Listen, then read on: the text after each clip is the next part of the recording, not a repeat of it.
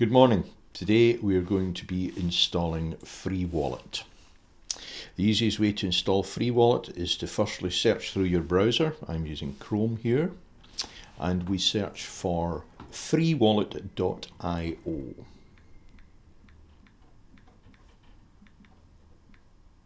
It's important to specify IO because there are various products called Freewallet. This lets us quickly get to the one we want right now. That's freewallet.io. Here we come up with the screen. As we can see, Freewallet is installed on various mobile and desktop versions. This morning we are looking at installing an Android phone version, so we'll pick that, and we then install here, get it, install, accept the terms and conditions, install. It asks for permissions to use your camera. It needs that for the QR code, which we'll get to later, and that's it installed now. It's a very quick process. So on our opening screen here, we're presented with two choices: make a new wallet or use an existing wallet. We'll be making a new wallet this time. So we tap on a new wallet. What we have here is it's built as a passphrase. This is very, very important. You need to write this passphrase down and not lose it. Do not share it with anybody else. Treat it as if you would your bank PIN number. Very conveniently, they've supplied a copy button, which is nice because that copies it quickly to your clipboard on your phone. However, I would strongly recommend again that you write this down. So we copy that and then OK. And now we come up to a screen which shows XCP. Until we actually send some Bitcoin or Scotcoin to this wallet, we won't see any balance there. It's ready now to receive funds.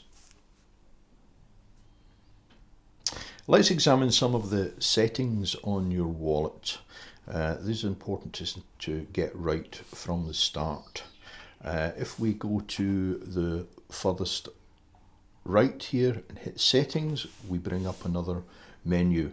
The first thing we want to do here for security is set a passcode. So take that slider across and choose a number similar to a PIN number that you will use each time. So we just set that. I'm going to go with a silly one just now. 1, 2, 3, 4. I very much suggest you don't do this for real. So just say done and repeat. 2, 3, 4. Done. So we now have a passcode enabled. That's fine. That means that when we go into the wallet, we have to put that passcode in first. The other important things to notice on this screen are you can get to your passphrase if you need to. This little icon at the top looks a bit like a spy, I think it is. That's all handled there. If we hit that, then that shows us our passphrase so we can remember it. But you should always have this written down anyway. Just OK that, goes away. The other things we see here are, here is your actual address. This is the address that people will send to you. And again, by typing that, shows us we can have a variety of addresses we use to.